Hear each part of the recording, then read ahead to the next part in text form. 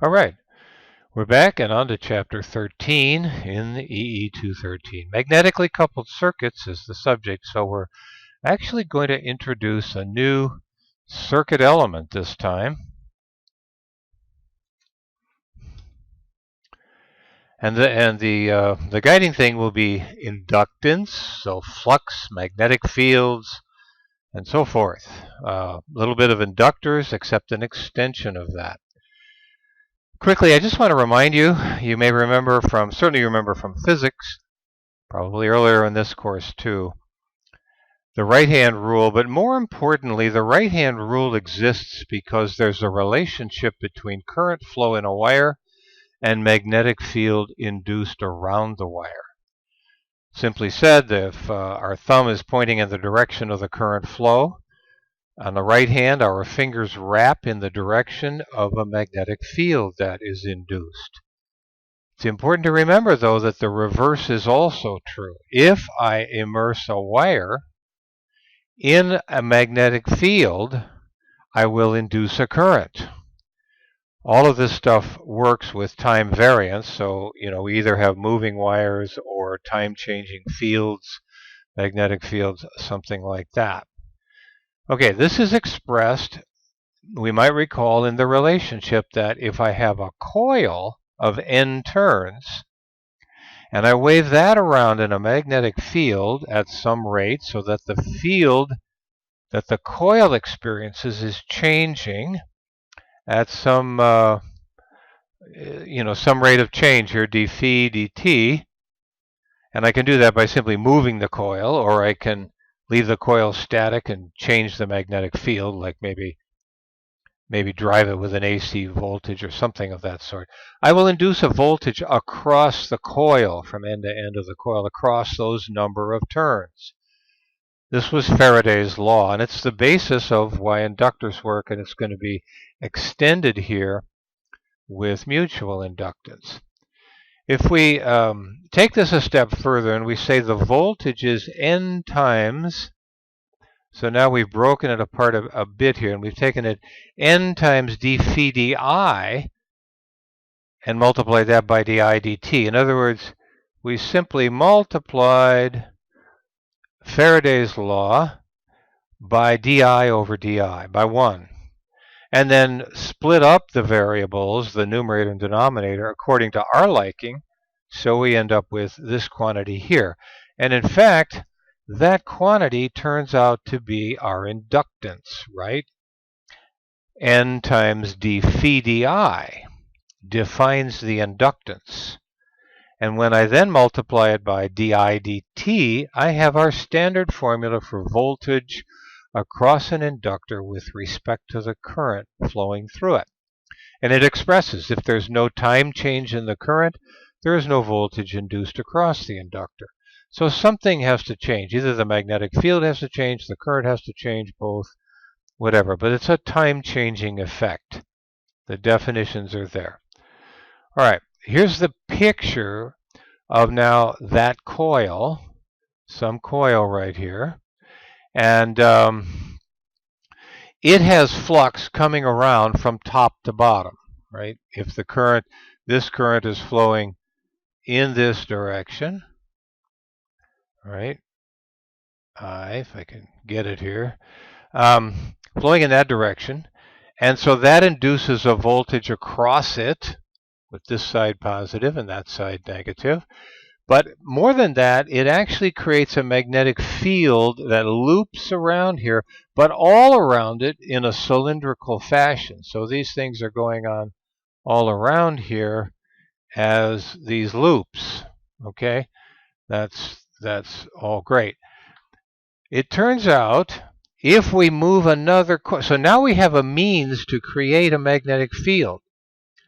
If we move another coil in the vicinity of this magnetic field, we have, back to this, we have something that will say, oh, if I make a coil and I can make d phi dt across that coil, I can create a voltage.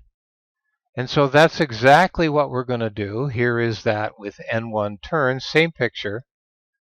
Only now we're going to add that second coil. And here we are moving it into position. right? It's as though you take this coil and physically move it closer here so that it intersects some of the flux. Many, many ways you can put these two together, and we're going to talk about some of those as the chapter proceeds. But the point is, in this picture and in this basic starting point, we're assuming not all of the flux created by the first coil, the one on the left, is going to intersect the second coil, the one on the right. Okay? And in fact, we're going to partition it so that there's flux that does not intersect the second coil, and there's flux that does.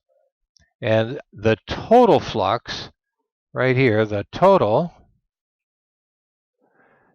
created by the created by this current in, right there it is, in I1, that time-changing current is going to be broken up into two parts. So we're just defining this to be the case, okay?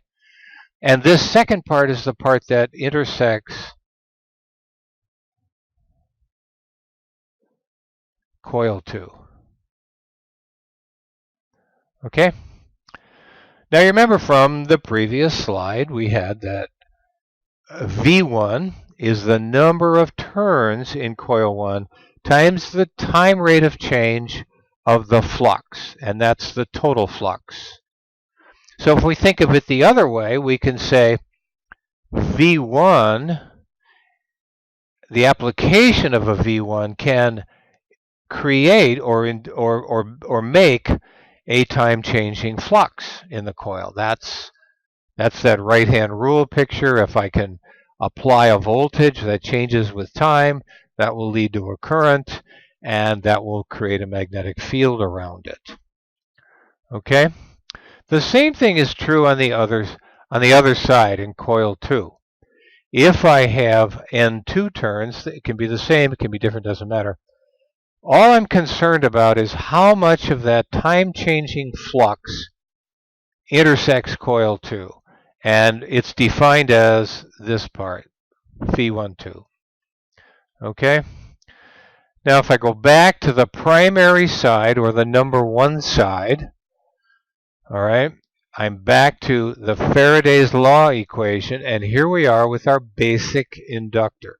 Nothing changed here. If I have a current source, time-changing current source, this thing that I now defined as L1, right, gives me that voltage V1, or vice versa. I can apply a voltage V1 and induce a current. Okay. The same is true on the number 2 side, the right-hand side. Now notice in our opening circuit here, this is open circuit. There's no completed network yet. So this is open circuit, which means I am strictly dependent on the amount of flux that comes across will induce a voltage, right? I had that right here. However much flux comes across, I am going to induce a voltage. But you can see where this is headed. The next thing that's going to happen is that front-end quantity is going to be interpreted, or can be interpreted, as an inductance, because the formula looks the same. It says a current on the number 1 side that only produces flux, and I bring in a second coil that only intersects flux, there's no active source there, is going to set up as though there is an inductance going on, and there will be a voltage, and lo and behold, there will be a current induced. This is called the mutual inductance. And in this case, it's the mutual inductance on side 2 as a result of a current on side 1. Okay? And so I just plop this back in here, and what I've got is in my open circuit up here, remember this is open right now, I have got an inductance looking number, times the change in current, on the primary side, on the number one side. So something happens on the right-hand side as a function of something that happened on the left, but there was no wires interconnecting them. So what we've got going on here is mutual inductance. Whoops. That's why the letter M is chosen. And so there is magnetic coupling. Okay? Instead of electrical coupling. There's simply magnetic coupling going on. And so now we've set up the physical situation and the math to handle this. So, just as a one of those things you'll remember, here it is. V2 is the mutual inductance times di1 dt, the first side current change with respect to time. Something happens on the other side. So magnetic coupling. New form of building circuits now. And that's what we're going to describe and define here in the next portions of this chapter. All right, so we need to think about just the whole process in reverse. This is the same picture, obviously just reversed, where we've got I2 driving the second coil, and it creates the same sort of flux patterns up here, right here. It creates the same patterns, that cylinder of these loops. Some of them, the ones from 2 to 1, intersect the first coil. All right, and what we want to say is this is following the same pattern now, I have to say, that the total flux created in this coil, right, so this is the total created in that coil, is partitioned into two parts, just like it was before. And that V2 is the number of turns times the time rate of change of the total flux coming out of coil 2. And that breaks down, and here we are going to do the same thing, except on the other side, do our same little trick, and partition things so that whatever the inductance of the second coil is, times the di2 dt, the rate of change of current, will induce a voltage on side 2. And what we're going to work on now then is, remember, we want to know what happens to these.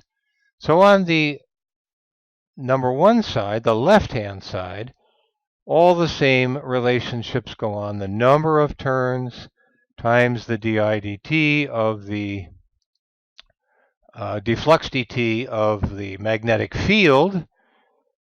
But that flux dt is going to be a function of current, so we're doing this again, right? Only now it's a function of I2, and we have some mutual inductance by the same process as previously, times di2 dt. Okay? And this is now labeled mutual inductance 1, 2, because it's the effect on the number one side based on the magnetic performance on side 2. Okay, so that will be, we just extracted it like before. Here it is, right? Whoa, all of this is this. Right? And so we can pull that together in a nice clean form and say that V1 is this mutual inductance from 2 to 1 of the current I2 dt. All right? It turns out, and we'll be able to see that better later, that the mutual inductance is the same whether I'm going from the number one side to the number two side, or whether I go from the number two side to the number one side.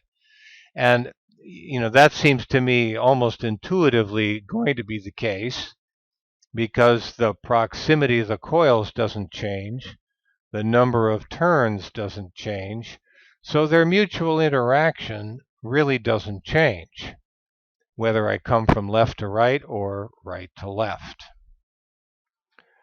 Okay, now we're going to head into the beginning of, you need to learn in your own way to follow this, but also maybe plod through it some yourself with the pictures.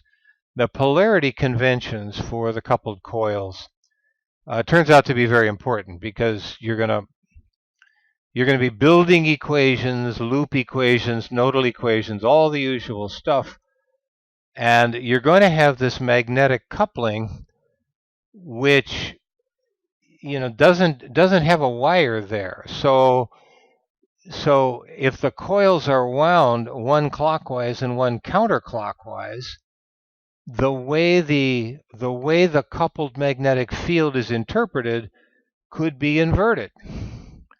So here's a convention. Here's a picture that'll help me. So here's two real coils, and they are coupled with magnetic fields here and here, right? That's the shared portion. Here's the unshared portion, right? We have this. Now, as a starting point, or as a standard, we are going to say that a current I1 flowing into the top of coil number 1 induces a voltage V1 across it in this direction, from bottom to top. Okay, same way we've always noted it. That's just an inductor with a coil with a current flowing through it. Okay, we're going to mark that with a dot. We're going to mark the positive side with a dot. But I have to tell you right here, the dot does not mean that it's positive. It is only a reference point. It says if the current flows into the top of the coil, it is going to induce a voltage in this direction with positive up at that end, right? But now I need to go over to the second side and ask myself, all right, which end of this coil, because it's only an induced voltage, is going to be positive? Well, it depends. Is the coil wound in a clockwise or a counterclockwise fashion with respect to the first coil? This is all going to be one coil with respect to the other, right? Because the magnetic fields, if you wind them the other way, will induce a current in the other direction. So, by convention, we say that the induced voltage will be positive in this way, and it will be inducing a current flowing into the top of the coil where the dot is. Okay? If the coil is wound another way, we would want to put the dot down here. Now, I'm going to go through each of the cases for you. But you will get in trouble writing the equations if you're not really careful with this, because you're basically talking about the coupling of one circuit to another, and the polarity, from Kirchhoff's laws, the polarity is going to be very important there. So here's the general picture of two coils and some mutual inductance. We've written the equations for these. All right?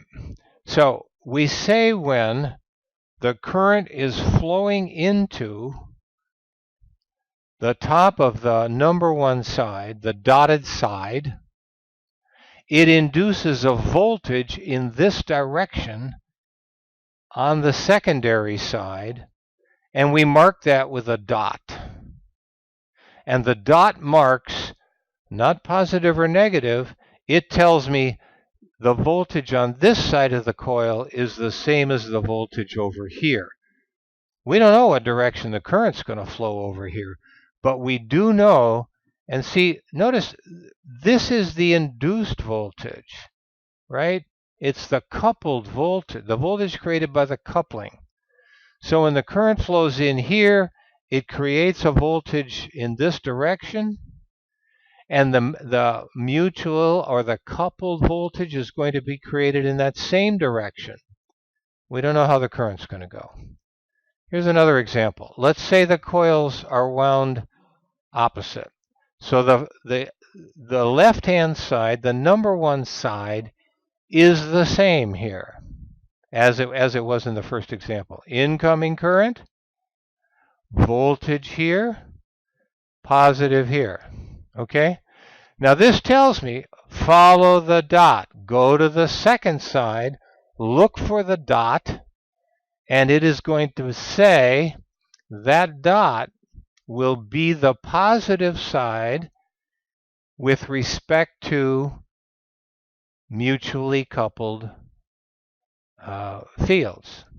The voltage induced by the mutual coupling will have the same polarity here on the bottom where the dot is, same polarity where the dot is that it has over here. Which means if this side is positive, the dot is positive, then here the dot is positive. So if this is our interpretation of V2, plus and minus, then we have to label V2 coupled voltage as minus. Okay? There will be other voltages over here to be sure, and they are likely to be plus.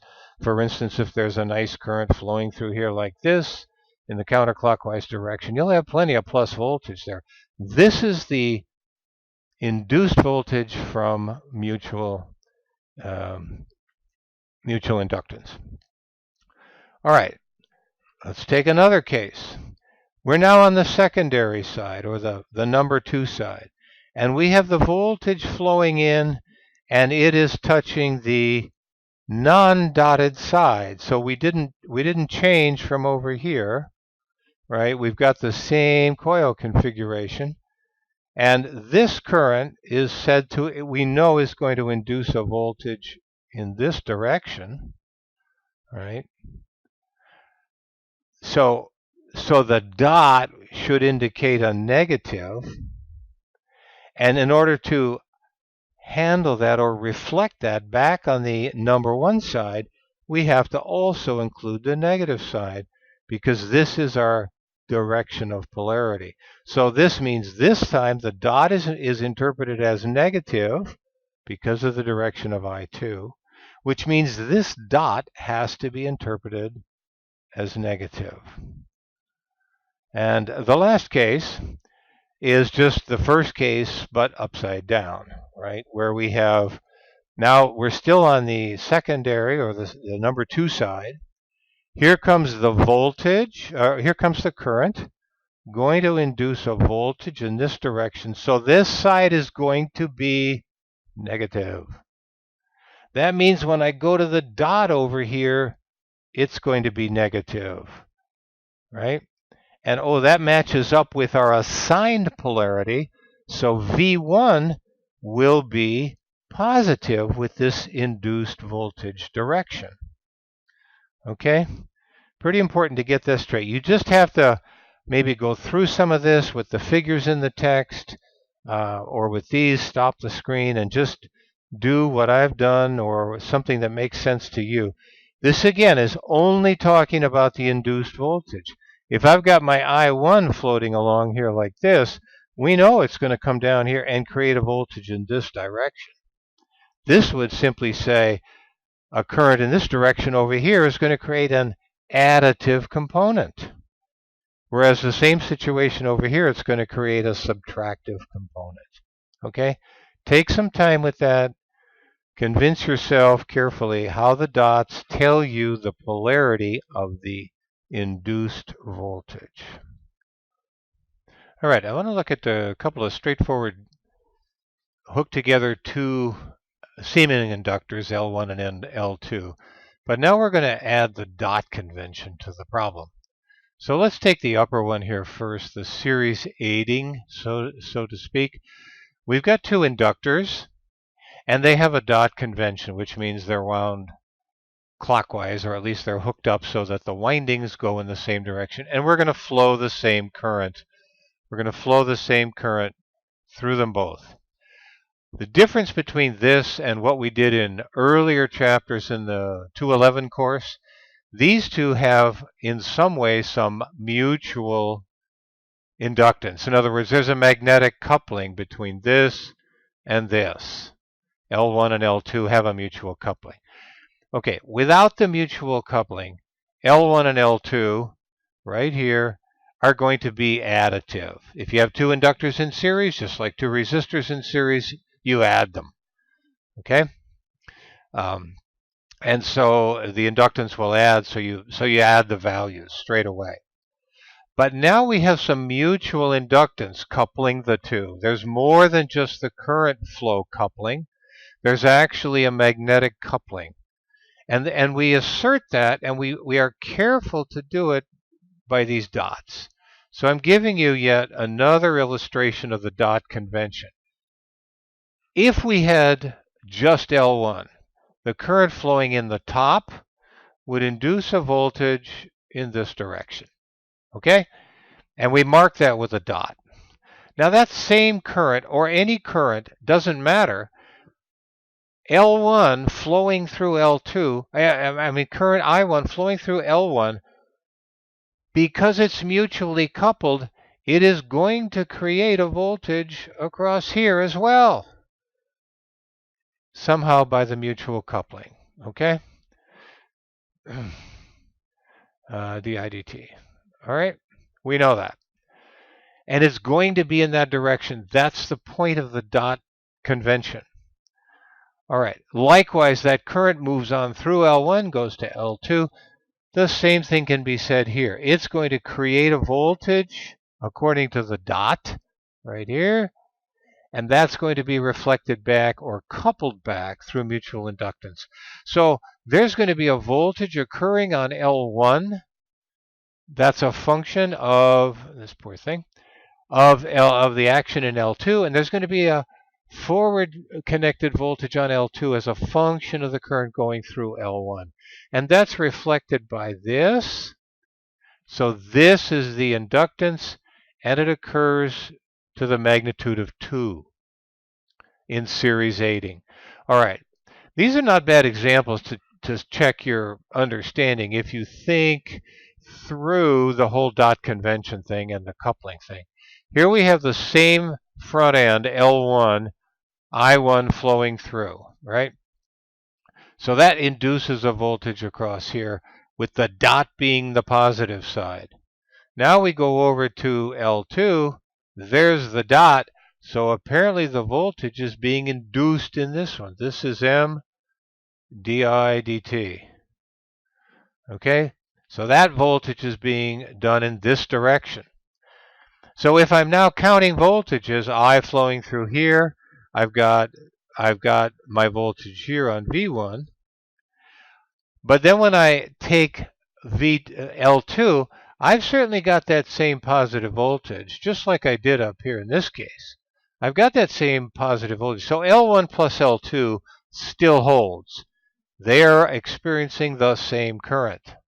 What's different is the mutual coupling opposes each other.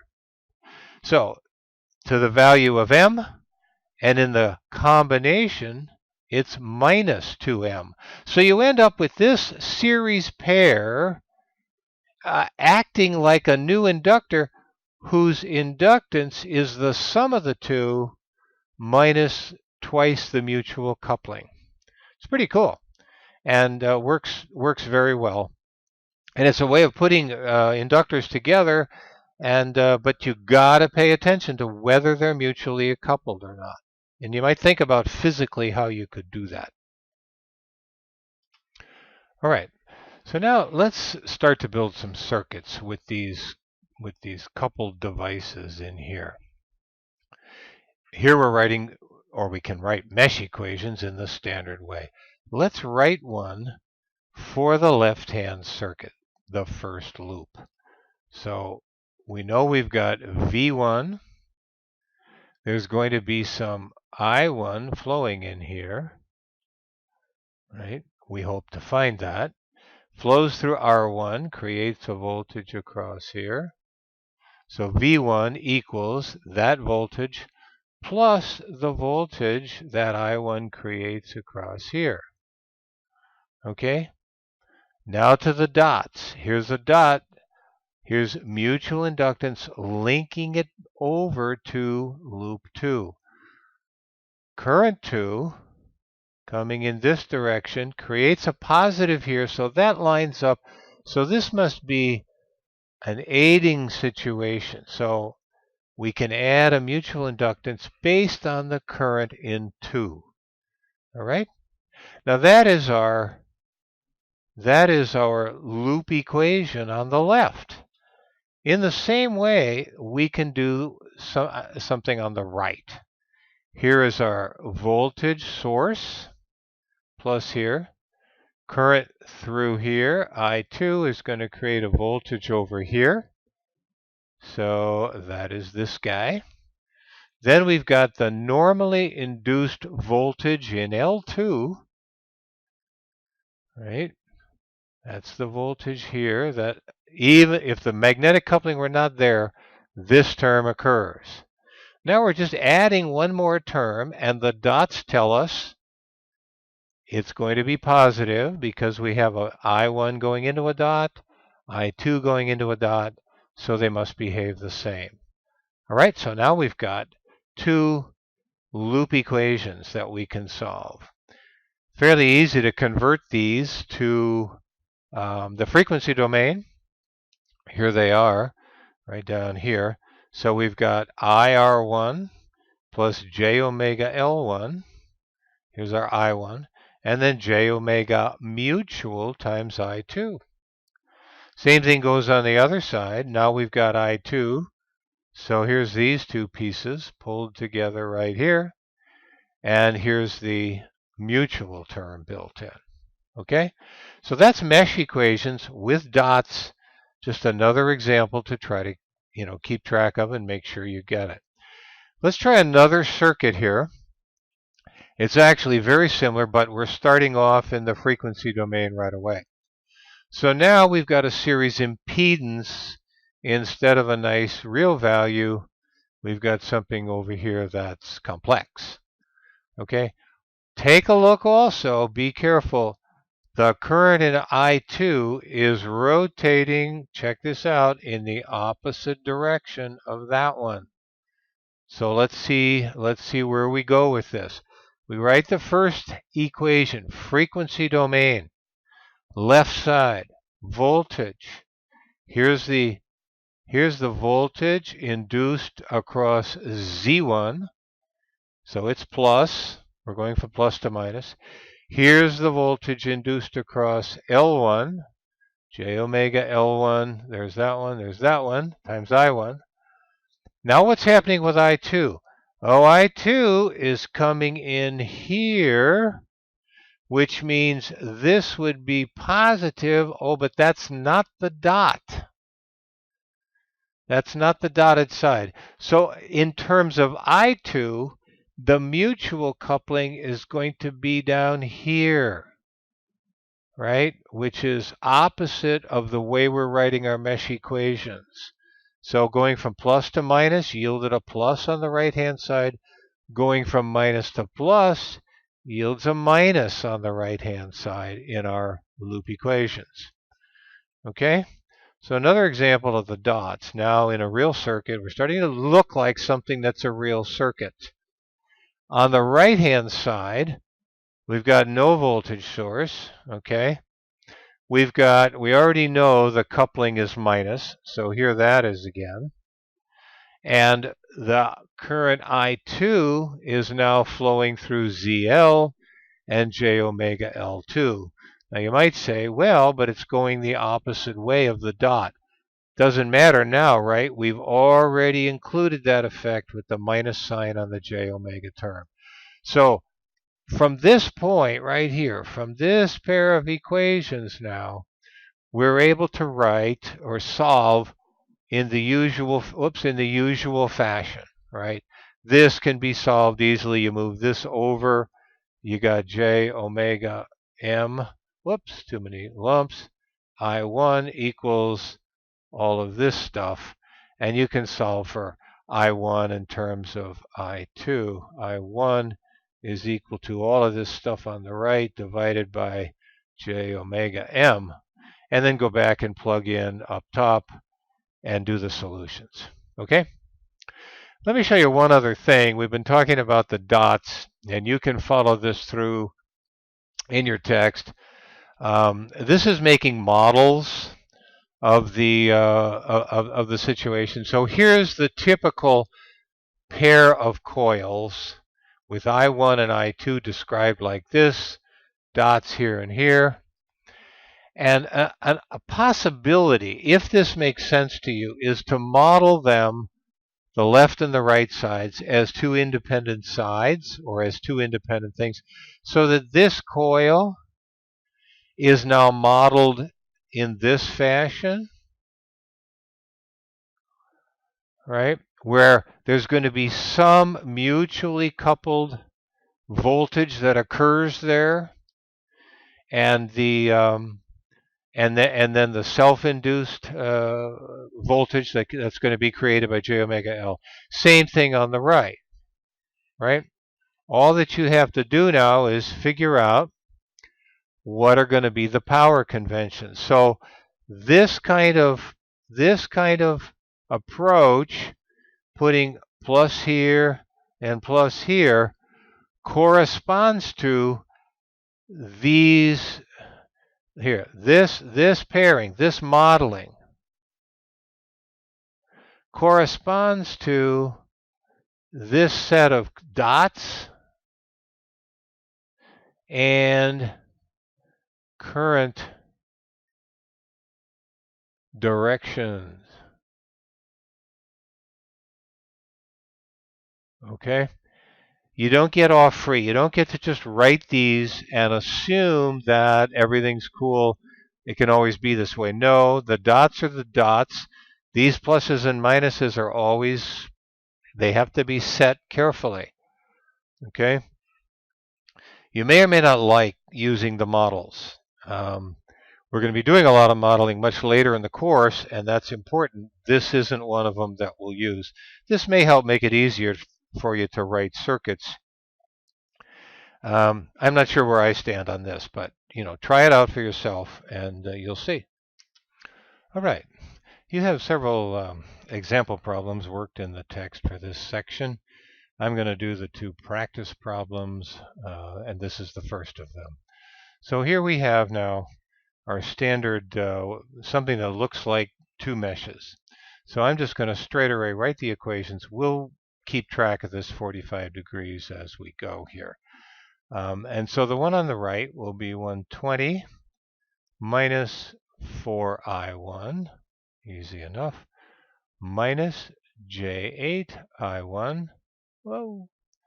And now the mutual inductance, and it's going to be this dot, current heads in there is the same as that dot, current heads in there, so that's going to be minus the mutual inductance, don't use J5, Ji2 equals 0. All right, the second mesh equation, we're going to write I2, J5I2. Well, we can start with the 10 ohm resistor. We'll have minus 10 times I2. So we've established going from plus to minus will give a minus direction. So the J5 will be minus J5I2. And now how about the contribution from I1? We already established the signs are in the same direction, so we're going to be mutual again. J times I1 equals 0. Okay, those are our two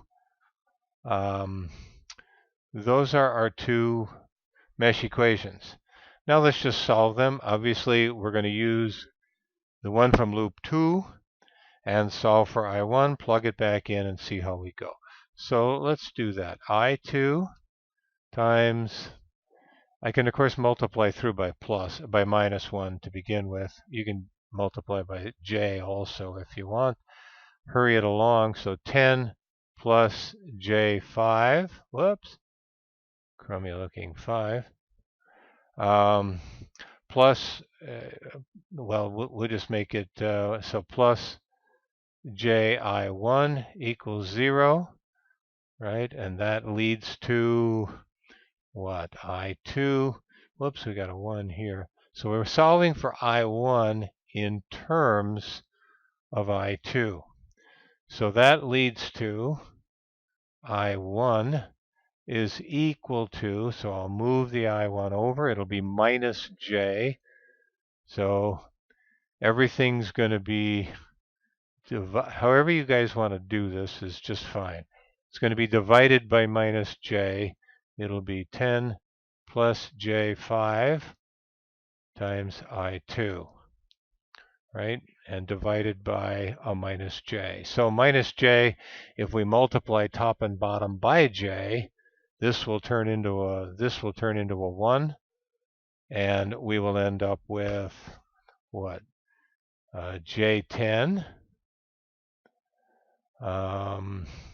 So that would be, if we multiply top and bottom by J, it'll be plus J10 and J squared, so minus 5 plus J10 times I2 is equal to I1. All right, now I'll go back over here. If we plug that in to our first equation, we get 120. And this always happens, by the way. All this grinding, you just have to commit to being careful about it. So 4 times, remember I'm taking 4 times I1 here, and I'm substituting this for I1. All right, so 4 times I2 times minus 5 plus J10. Yes. Now I've got minus J8 times I2 times the same thing, minus 5 plus J10. And then finally I've got a minus J I2 sitting over here is equal to 0. All right, this is just about collecting terms now. So I've got I2 minus 4 times minus 5 is 20. Let's not forget this is all going to be 120 plus that term. Now minus 4 times J10 is minus J40. I2, let's keep it in here. Now we got minus J8 times minus 5, so that's plus J40. I2, that's good news. Minus J8 times plus J10, so that's minus J squared, so that's going to be plus 80. I2 minus J I2, that little mutual residual here going on. Okay, so minus J40 plus J40, that's gone. 80 and 20, so it looks like I've got 120 is equal to 80 plus 20 is I2 times 100 minus J. Okay, well this is like a really small angle. We know this, right? So this is really, well, wait a minute. Let me check my signs here. If I'm making equal, I had to have moved this over. So this is a minus, this is a plus. All right, so this is I'm just going to call this minus 100 I2, which I can represent as I2 times 100 at an angle of minus or plus, doesn't matter, 180. Okay, so now I2 is what? 120 at, now let's bring it back, 45 divided by 100 at 180. So that looks like 1.2 at an angle of minus 135. Okay, and this across a 10 ohm resistor was called V out, is just 10 times that, so that will be 12 at an angle of minus 135. So I think that's, yeah, I think that's what we have. Let's be careful here. Yeah. Okay. So we're at 12 at minus 135. I know the book has a different answer, minus 45, but I've seen too often they will have some of these things wrong. This is one of those cases. Okay. I think we'll move on to problem 13.2. Similar, but a little more interesting coupling this time.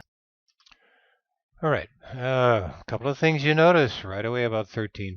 The worst is these are two coils, but they're not only magnetically coupled, they are electrically coupled. So let's not panic too quickly, but it might be a good opportunity to use this equivalent circuit thing. So let me just draw it quickly. A resistor, this inductor, right, the J2,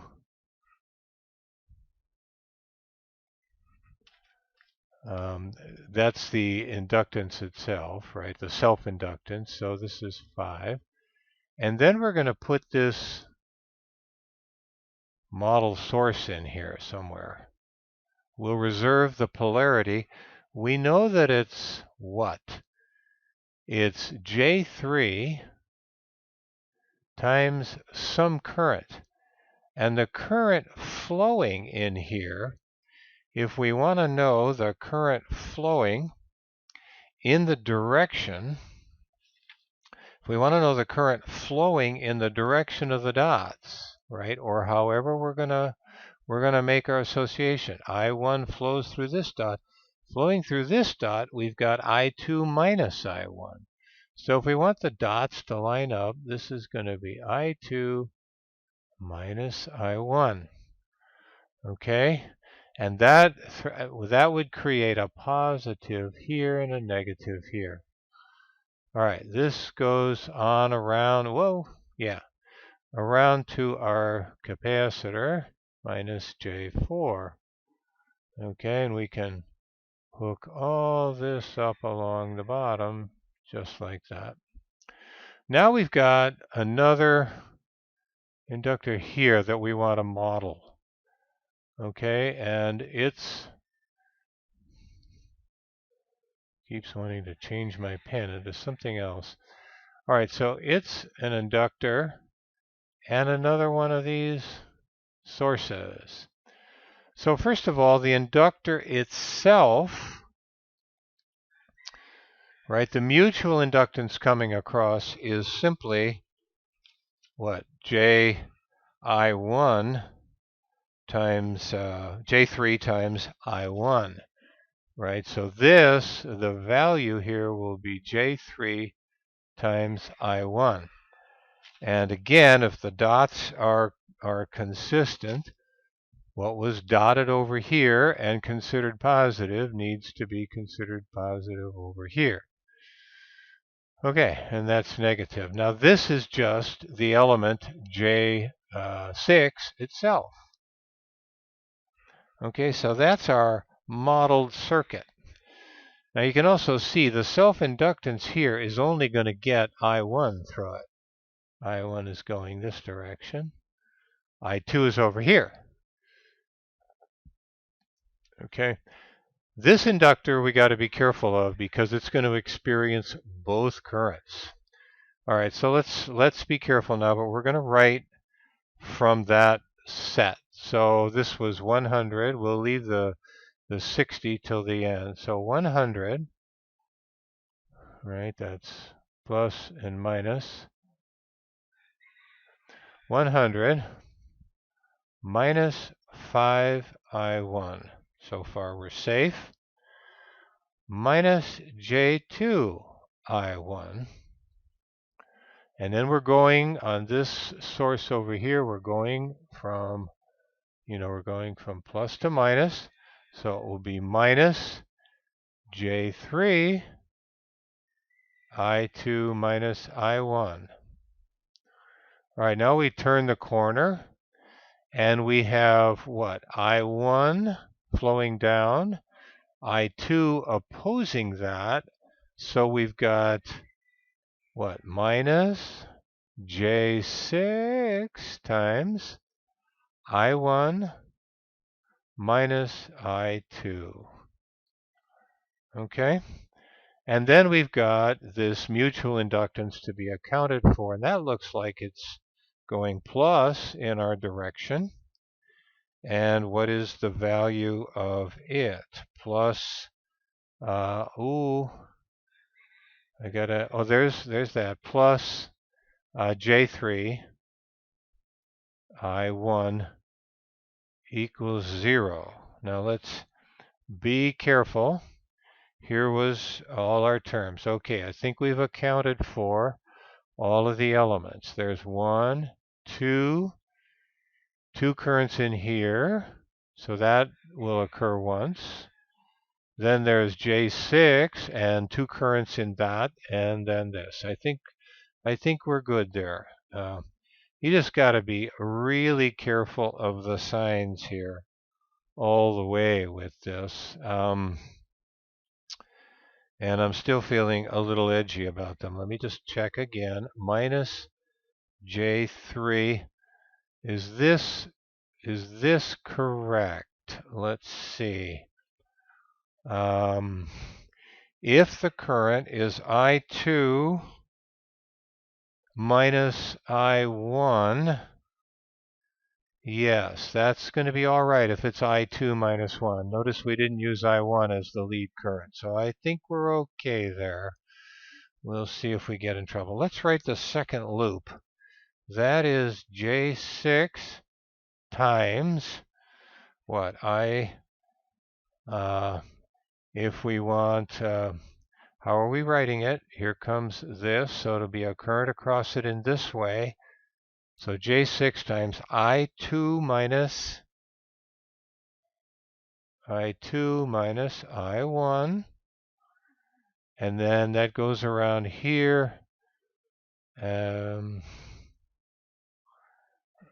Let's see, plus to minus. I think we actually want minus J6 times I2 minus I1, right? Minus J4 times I2 equals 0, right? So we just really have to be careful with signs here. So the obvious choice is to use the second equation, right? Use this down here and collect everything. So we've got minus J6I2 minus J6I2 plus J4I2. So that looks like minus J2I2. And then we've got minus J6 times plus is plus J6I1 equals 0. So this tells me, happily, look at this. I1 is equal to 2/3 of I2. How nice. All the J's and everything is gone. So this we've got.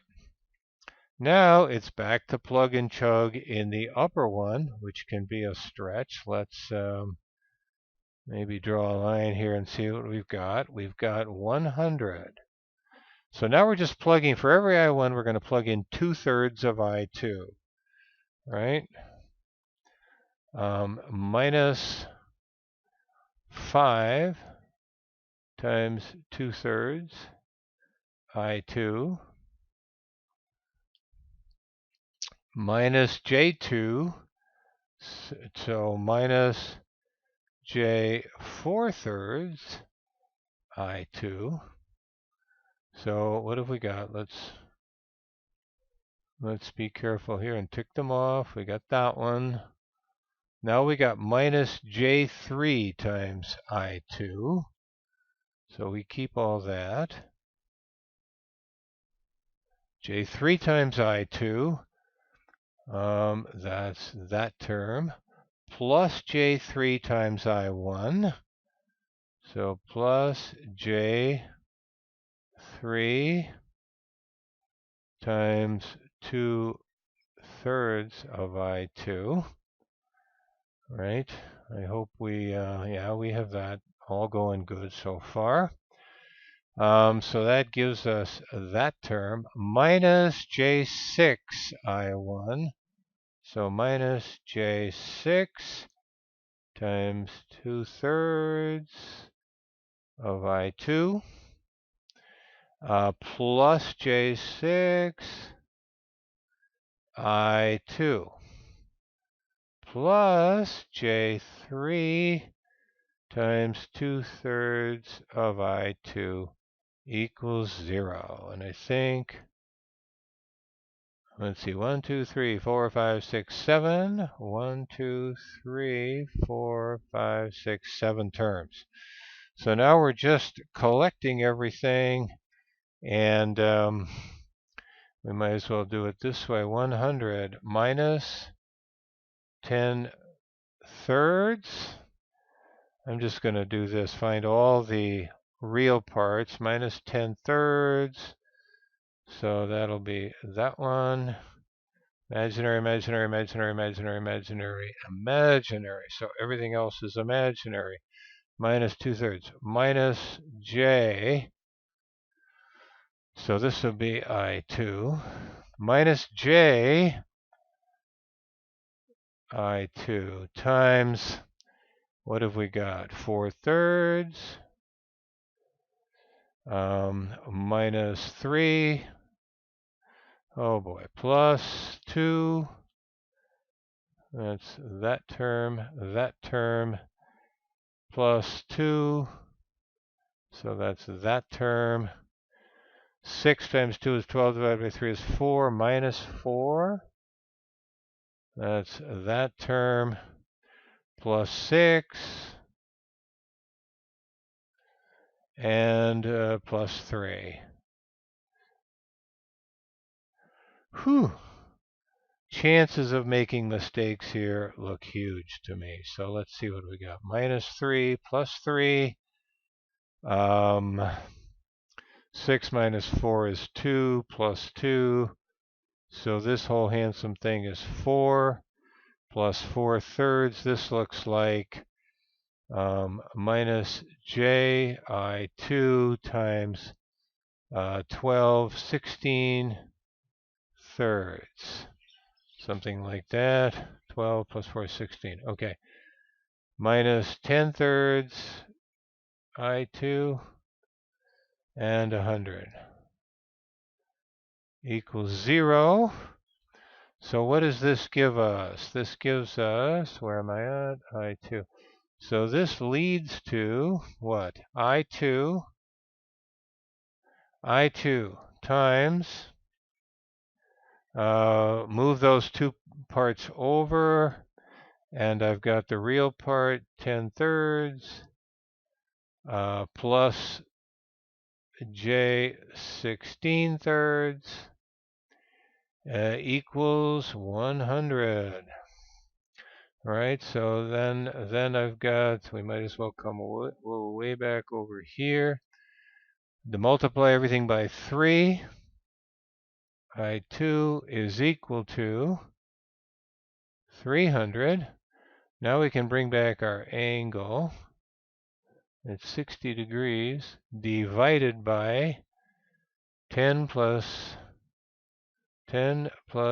j16, right? And that looks like it is going to be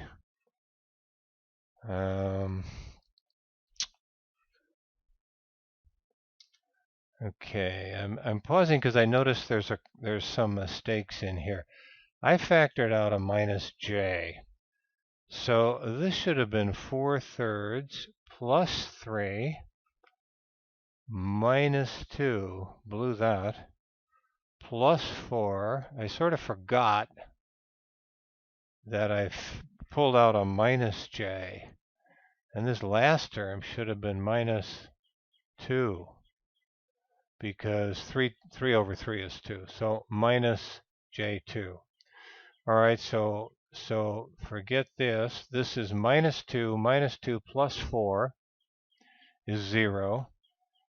So 3 plus 3 minus 6. So what we're left with here is I'm just going to do that, accumulate the factoring over here. So it will be minus 10 thirds I2 minus JI2 times 4 thirds, and it'll be minus 9 thirds. Okay, so the net of all this will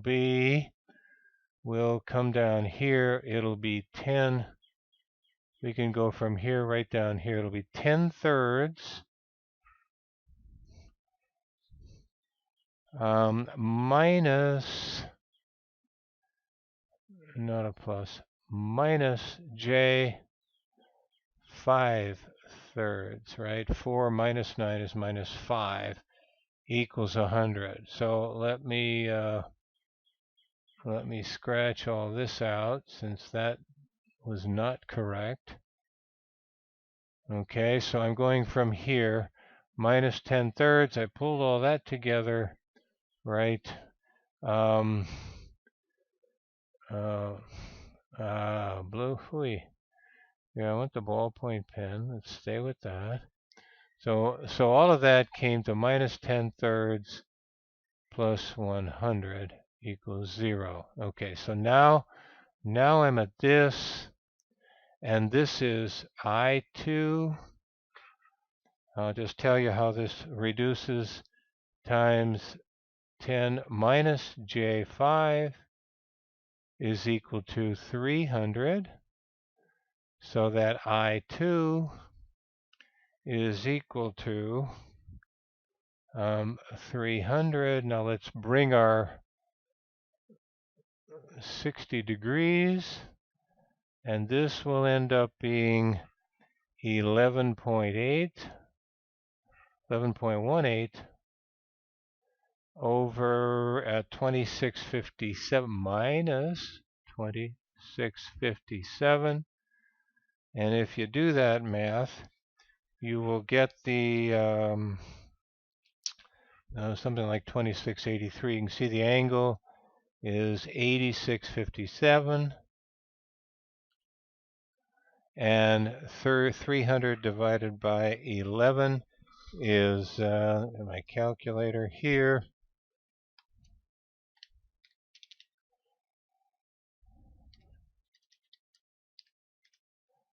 is 2680. Yeah, we got that. So 26.8. Okay, so we got I2.